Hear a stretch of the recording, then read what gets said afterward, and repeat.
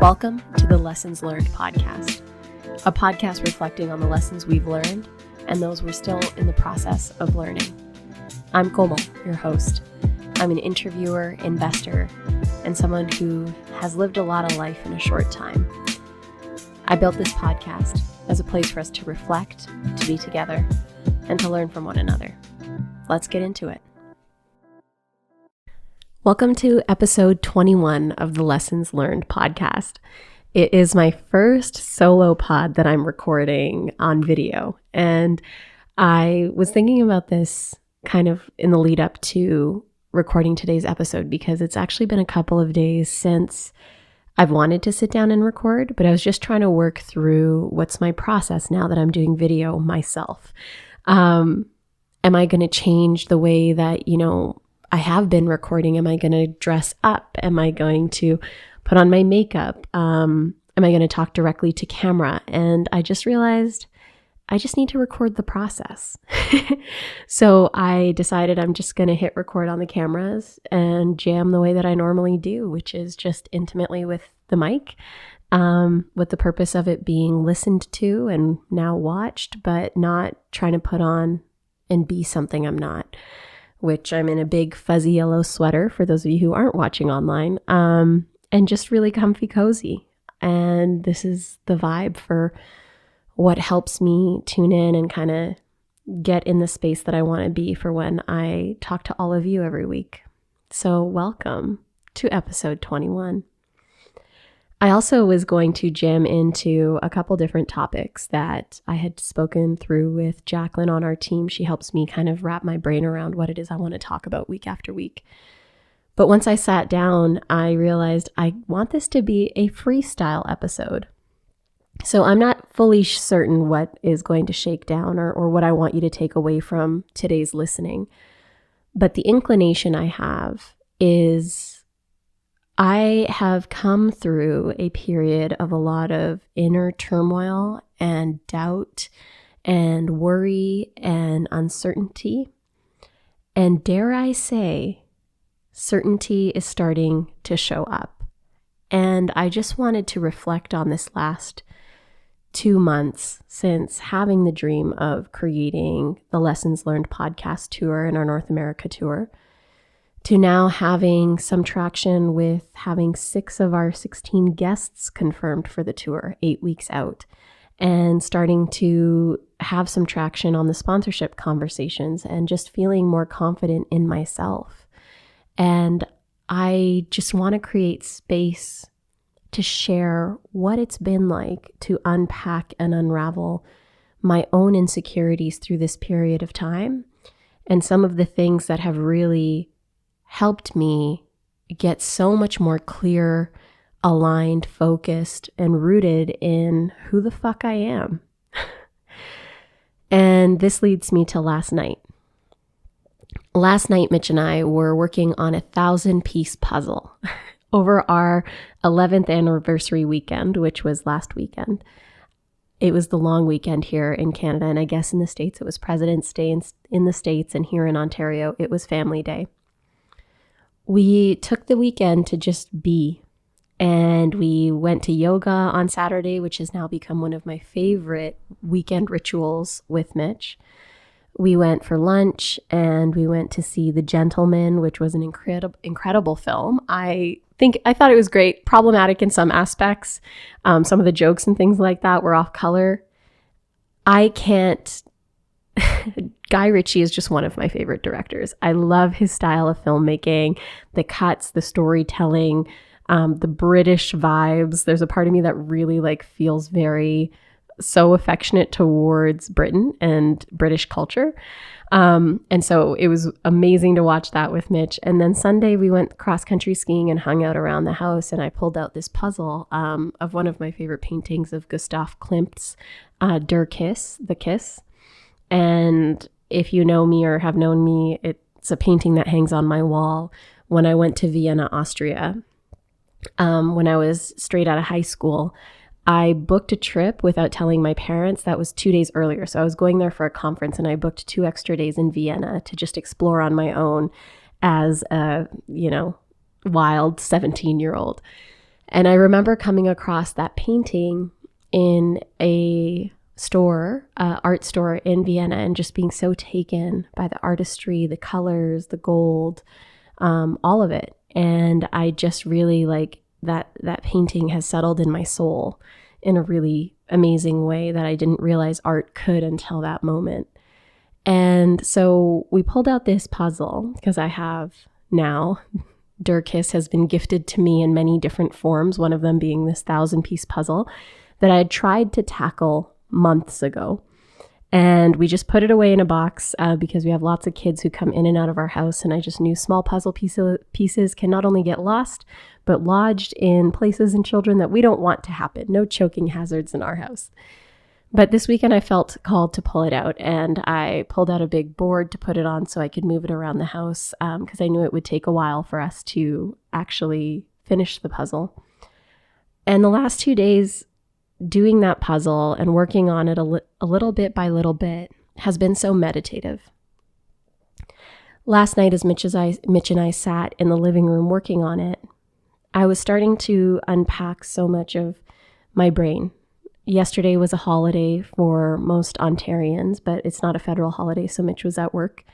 And so I convinced myself that I was also going to work.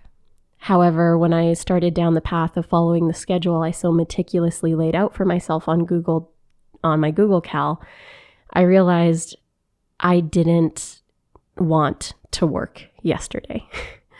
And that can feel insane to an entrepreneur or to a creative or an artist when you know your list is unrelenting. So how dare you not want to work today on this provincial holiday? And partway through my day, I had to negotiate with myself because I had been feeling shame all morning. I kept trying to sit down and hit record. I kept trying to sit down and work on different parts of the things that I had scheduled for yesterday, but none of it was working. I just needed to listen. And so partway through the day, I decided I'm not going to give in to the shame. In fact, I'm just going to let this be a day off. I'm going to let myself enjoy whatever it is I want to enjoy. And so I grabbed the puzzle, moved it to the kitchen, and started working on it while I put on Jay Shetty and Jada Pinkett Smith's interview on Jay Shetty's podcast On Purpose. And later in the evening, when Mitch came home and we finished having dinner, we sat around the table and we're working on that puzzle. And as I unpacked these complex thoughts and feelings, emotions about the day, and the shame I was feeling and how I grappled with it, Mitch said, when I feel like I have a really long list of things to do, sometimes it just makes sense to get to work and do it. And I agree. There's periods in our life where we have to call ourselves out for procrastinating. But as an entrepreneur, the list is unrelenting. And so we have to force ourselves to pause and slow down so that we can sustain and make it through the really intense, busy times, which is the season of my life I'm in right now. Otherwise, if I let myself work at the pace that my ego, my mind wants me to, I wouldn't stop. Evenings, I would be working. Weekends, I would be working. There would be no stopping. And I know where that path leads. It leads to being ineffective. It leads to being overtired. It can lead to burnout. It can lead to dissatisfaction. And so, yes, maybe it would have been a good idea yesterday for me to just tackle my to-do list and force myself to sit down and work. But with the grace I gave myself, as I looked at Mitch and he's putting down his next puzzle piece, and this is a complex puzzle, I indicated it was like I didn't need to shame myself into work today. I just needed to give myself grace to breathe for half a day so that tomorrow can be that much more effective. And as our conversation continued, the next puzzle pieces were put down, and I was starting to see the shape of a face emerge, the beautiful woman's face who is at the center of this painting from Klimt. And we were talking about finances and how we're tackling our tax season this year and different things complexities that are coming up for us. And as I put down piece by piece, I reminded myself that I have to take it piece by piece. And that often when we look at the micro pieces of the things that we're working on, the to-do lists we're tackling week after week, we can forget to pause and zoom out and remind ourselves of the bigger picture. And we can forget to zoom out and remind ourselves of how much of that bigger picture we've actually accomplished. And so sitting there on my living room floor and looking at this insane puzzle that is so fucking hard, I had created the border, found all the edges and put them in the correct places. I started chipping away at different colors that were sticking out. I focused first on the blues, and then her red hair, and then her ivory skin. And taking it piece by piece, section by section, the colors didn't blend so much anymore. I started to see the distinctions between the oranges and the golds. I started to see the distinct lines that were her hands and his. And I was starting to differentiate between the different parts of the bigger puzzle. What a metaphor. What a moment for me to sit back and just look at that puzzle, and Mitch and I look at each other and just laugh. And he reminds me, so what did you say, babe? You just got to tackle this financial problem piece by piece? Yes, that was our learning last night. That was the thing. That was the reminder. And it was through that conversation also that I didn't just, remind myself of that first piece of I need to listen to my body and the things that I need on a sanctioned provincial holiday and give myself grace when I do want to slow down, because it wasn't because of procrastination that I was trying to take a break. It was on this living room floor where that revelation came around. Piece by piece, I'm making this bigger dream come to life, and I should zoom out and just look and take in and be in wonder of how much we've accomplished in 6 weeks. 6 guests confirmed of 16 for this 6-city 8-event tour. Our launch that we're going to announce for March in Toronto, we've got most of our roster lined up for that event.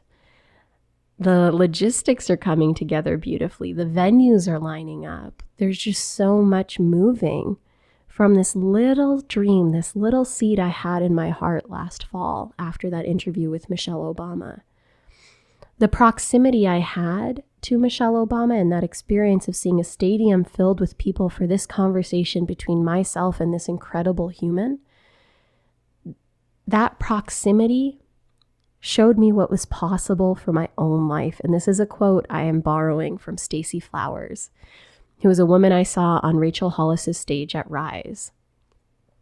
An incredible, powerful Black woman who inspired that stadium and now is on tour with Rachel Hollis on her rest of her Rise stops for the rest of the year. And she said, our proximity to possibility can change everything.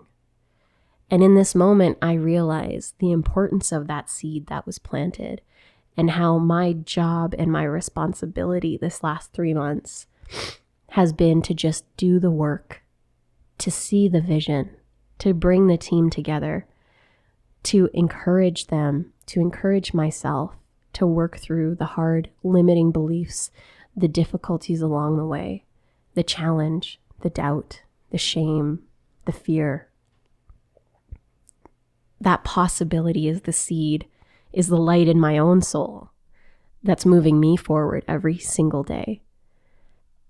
And zooming out again and looking at that puzzle, it reminded me to zoom out and look at how much we've achieved, how much we've accomplished on this road already. And so when I was thinking about what I wanted to talk about today, it was so this. It was so the reminder I needed to myself of, look how far you've come, Komal, in 6 fucking weeks. And in 6 to 8 weeks from now, we're on tour. I've never planned or organized a tour before. I've never been at the helm of something like this before, but I had the audacity of believing I could. I had the audacity of thinking, yes, I am going to center myself in this tour and have conversations that matter with people that matter to me. Oh my God. Our launch event in Toronto, the lineup of people who are going to take that stage with me are the people who who some didn't even realize I knew who they were lifting me up out of the last 3 years of pain of my life. They are the people who from afar I've gained inspiration from. They're the people from afar who showed me what was possible if I chose the path of my own rising.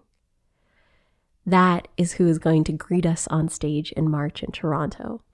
And it's that caliber and quality of people who are going to greet us on stage across North America when we go on tour in 8 weeks. All of you have been with me on this ride, from the inception of this dream to now the execution of it. And part of the inspiration for this freestyle episode was that I feel confident again. And it doesn't feel fake. It doesn't feel like it's momentary. It feels real and it feels rooted and it feels like it's here for a while. And going into a space of something I've never done before, planning a tour, asking 30 plus people if they're available to be on this tour, getting some no's, getting some yeses for the fall. Spoiler alert, we will definitely be doing events this fall as well. I can't help but commend myself and our team, Kim, Misha, Jacqueline, Kylie, Maddie, Rhaenyra, everybody who has been involved and supporting and helping this journey. Jenny, I'm sure I've forgotten some folks. Everyone who's helping build this, I commend us because we have never done this before. And so those who were willing to sign on and say, I don't know where this is going, I've not done this before, but I believe that we can figure this out. That is like one of the biggest signs for me of belief, of respect, of trust that I could ever, it's one of the greatest gifts I've been given in this life up until this point, is everyone who has said yes to supporting my vision, to supporting this dream, who is showing up for it. So thank you all so deeply for that. But also 6 weeks in, that insanity and I can't describe to you guys how insecure I've felt the last 6 weeks. And that might sound wild because you see all the shiny things and, we're doing the show and there's so much moving and I am proud and I'm grateful for all of it. And yet I'm still forcing myself to do something new. And what happens when we do something new, something we've never done before? We feel insecure. Because, as we learned many episodes ago when we talk about the 5 C's or 7 C's of resilience, competence leads to confidence. Let's say it again for the people in the back. Competence leads to confidence. We build our confidence only through doing that which scares us and that which we don't think we are capable of doing or accomplishing. That is the only way we can build that self-confidence, that self-respect, that belief and knowing that isn't just fake within ourselves, is by doing the hard fucking things every single day. And that is what myself and our team has been doing for the last 6 weeks, and then some. And so to feel confident and to not have it feel fake or like it's going to disappear, this is why we're doing this. Because now with this confidence, it's not just about, can this happen? It's happening. How do we make it unforgettable? And that's now what I get to sink my teeth into every single day. I had my first creative meeting today with Ren where we're talking about show production, but in a way where it's how do we make this a hybrid of education and inspiration and bring in our artistry as creatives? How can it be equal parts NPR and your favorite self-development podcast? How can we level up our production and segments so that it's more interesting and its ability to connect with our community is that much better. Its ability to connect with you, my amazing listeners. We just want to bring you all the joy and all the gifts and all the education and all the inspiration. And I finally have space to start thinking about that because we've made it through our self-inflicted initial storm. And this isn't to say that between now and execution of this tour isn't going to be hard, but we're in it. We've done it long enough now. We've gotten like our feet wet enough now that there's no turning back. And so we're all in and we're all in it together. Competence leads to confidence. And that's what this weekend allowed me to realize, and building that puzzle and zooming out on it and reminding myself that we're building different sections and that by the time this tour is complete, there's going to be another puzzle to build. And isn't that the juiciness and excellence of this life? That we have the opportunity to continuously and continually level up over time on our own terms. And every iteration of that leveling up, we get to learn more about ourselves, heal different parts of ourselves, and become the greatest expression of ourselves. How delicious is that? There's nothing else I'd rather do in this life. And fortunately, that's what I've committed to doing for the rest of my life. Every leveling up, every life change and transition is going to be so hard and beg so much of me. But I know because of the resilience I've built over doing this for 30 years now, that I can keep doing it again and again and again and learning how to enjoy it even more every step of the way, even though there's so many parts of it that are just completely trash and totally unenjoyable.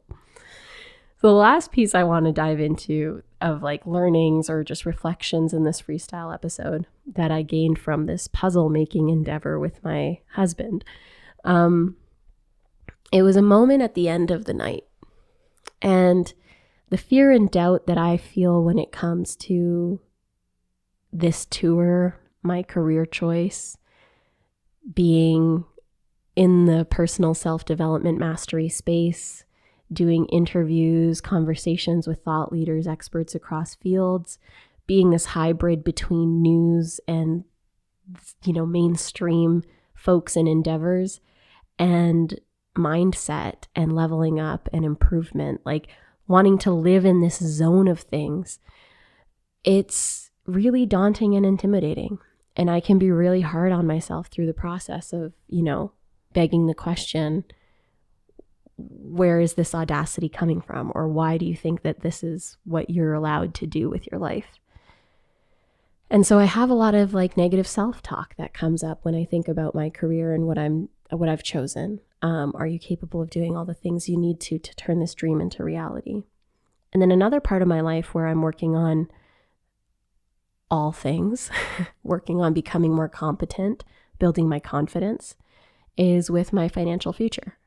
And another thing Stacey Flowers says is with her financial dignity, feeling competent as an educated woman, that the financial future of my family is taken care of, and that we are planning well and saving well and allocating appropriately and not being flippant and not being afraid of talking about it. And there's a lot of fear and doubt and shame that I have around our finances and around the things that I want to grow and build and the things that I have access to that I don't want to see disappear.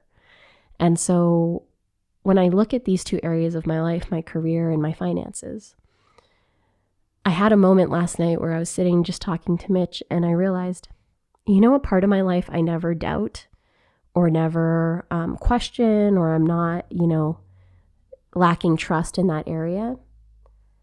It is my relationship with Mitch. When I look at our relationship, there's no doubt in my mind of, is this the right thing? Are we doing the right thing? I get to just be myself with this human that found me and I found him, and we get to just do life, and it's easy and seamless and wonderful, and we respect and trust each other and want the best for each other. And so I had this revelation where it was like, what if you applied that relationship ethos to how you're relating and existing in your career? and how you relate to and exist with your finances. Wow. What a revelation for me.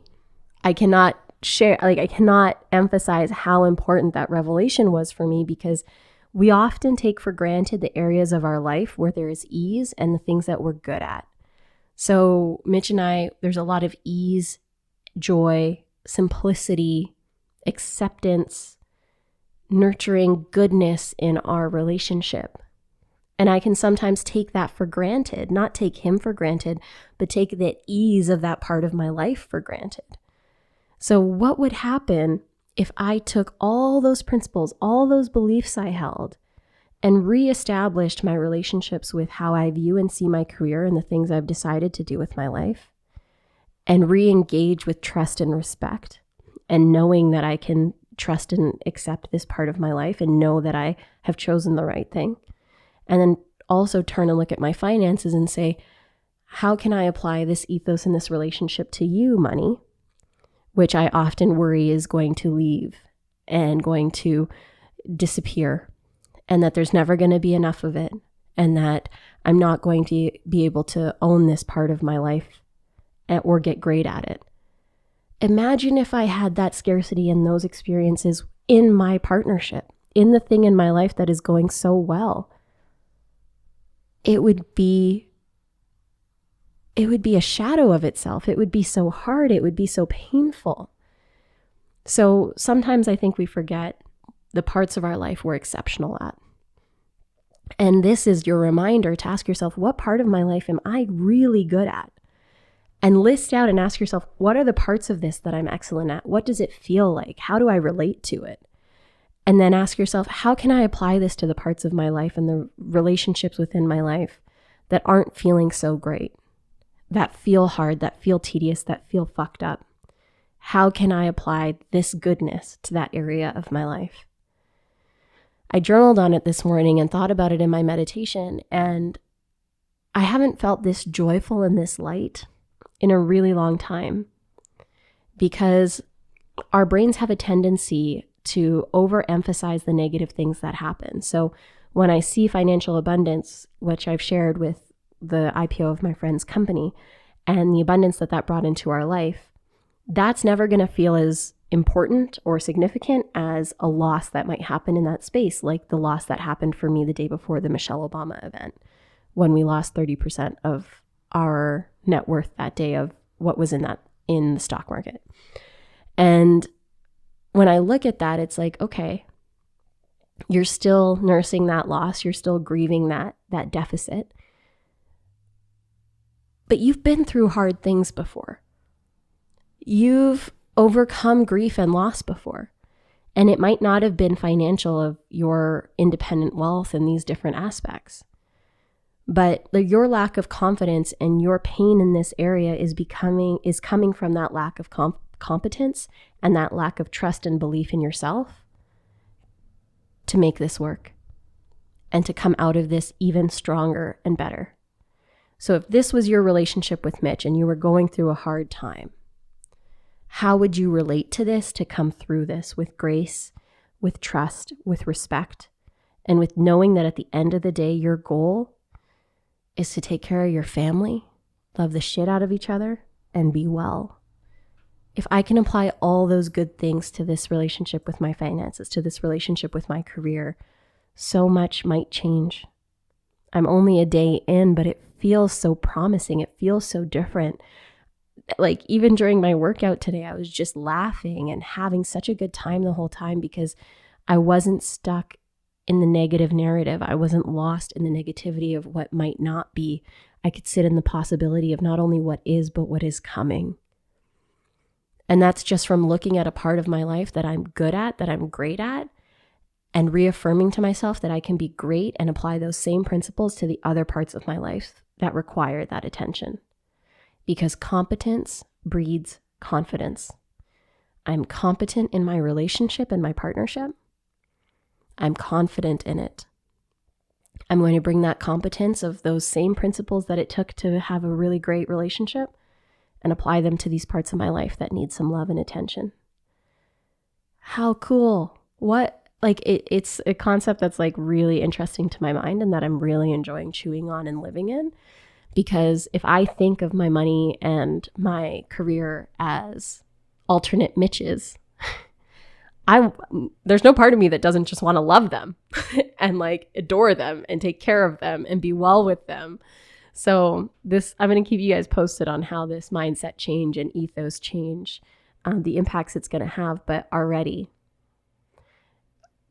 it's not false positivity. It's not fake optimism, but it's a knowing in myself that if I could create that level of beauty in my life in one area, then I sure as hell can do it in other spaces too. And that I'm allowed to want to have a really happy, healthy, solid life across all parts of it. And you're allowed that too. Ask yourself, what area of your life do you want to improve? What area of your life are you excellent at? Are you showing up with like full gusto and doing so well? And then extrapolate from that the principles and things that you can apply to the other area of your life, and let yourself loose on trying to live every day with those principles and thoughts in mind. Guys, this is everything I extrapolated from making a puzzle yesterday.